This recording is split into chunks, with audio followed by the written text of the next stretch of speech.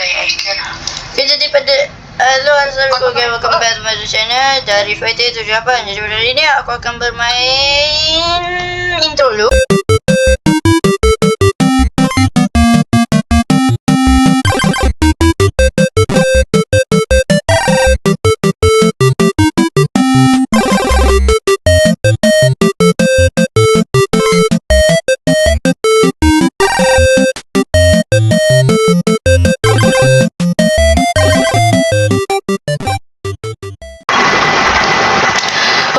Setelah beberapa jam, beberapa puluh minit, kita mengeluarkan diri dari alam maya.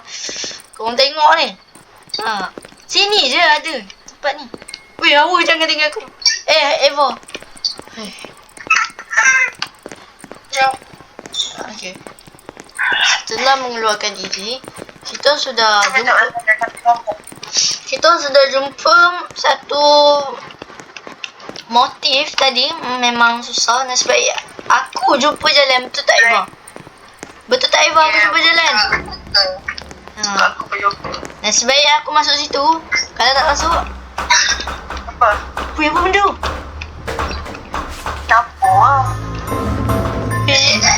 Yang ni patung apa, weh? Awak punya apa tu? Dia nak ambil aircon kan? Bila dia pun ada aircon lah. Kayaknya apa? Sekejap, aku nak review.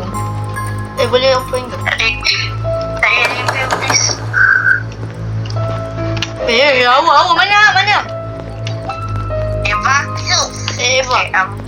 Eva mana? Tiny hall, toilet, surah, music, cafe, staircases. Okay, jom lari. 1, 2, 3 lari. Guys, kalau korang main dengan Eva ni, dia akan buat benda yang orang tak tahu. Contoh dia tadi depan korang, tiba-tiba dah hilang. Macam Flash. Main game hantu bersama. Mana kau? Okay, kita dah sampai muzik rock. Apa benda ni, weh?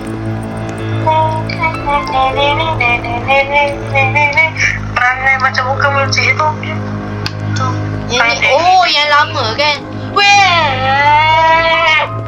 Astagfirullahalazim. Aku kat mana ni pula ni? Apa benda ni? Apalah dugaan aku malam ni.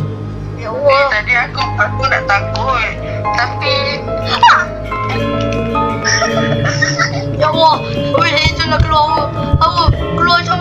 Awak keluar jom. Awak pintu hilang. Awak menang. Awak.